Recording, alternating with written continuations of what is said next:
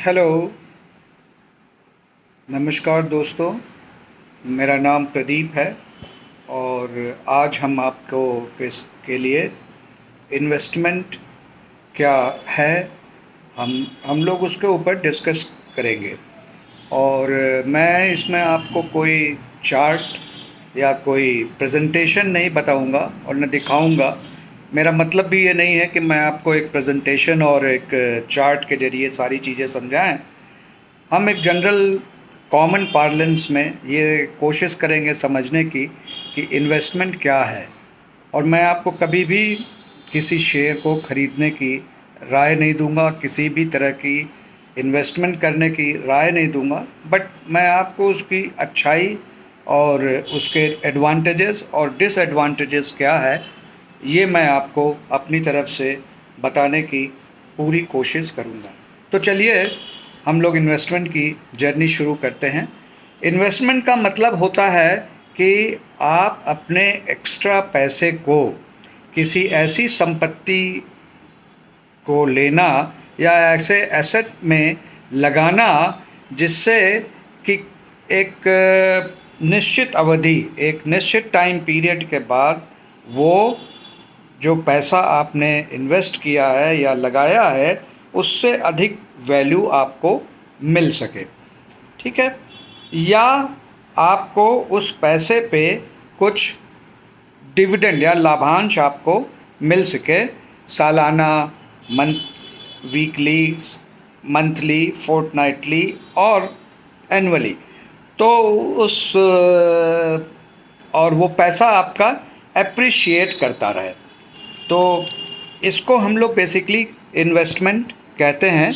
आज के कंटेक्स्ट में इन्वेस्टमेंट या सेव करना अत्यंत ही ज़रूरी है। ये एक बहुत ही ज़रूरी है, क्योंकि सेविंग जो है बेसिकली, अगर आप इंग्लिश में एक कहावत है जिसमें कहते हैं कि saving is the security of life. It is an umbrella for your uncomfortable days और फॉर बुरे दिन के लिए, बैड डेज में आपको जो आपका इन्वेस्टमेंट होगा वो आपको आपकी फाइनेंशियल ज़रूरतों को पूरा करने के लिए बहुत ही हेल्पफुल होगा।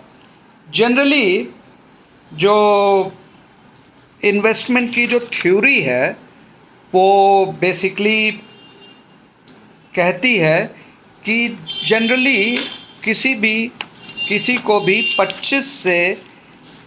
15 से 25% के बीच में अपनी टोटल आय का इन्वेस्ट करना चाहिए। ये हम नहीं कहते, लेकिन इसे एक मार्क हेनरी नाम के एक फाउंडर और सीईओ हैं एलॉय हेल्थ मैनेजमेंट के, वेल्थ, जो कि उनका ये कहना है।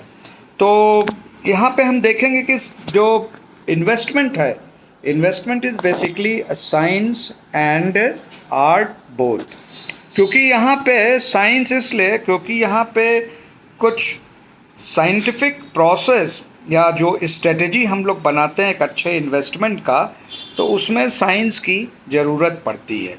और आर्ट इसलिए क्योंकि एक अच्छा इन्वेस्टर जो होगा वो एक अपने इन्वेस्टमेंट को बहुत ही कलात्मक ढंग से या बहुत ही आर्टिस्टिक ढंग से रखेगा और उसको सब्जेक्टिव बनाएगा, जिसका कि there will be no scientific rule at all in that way.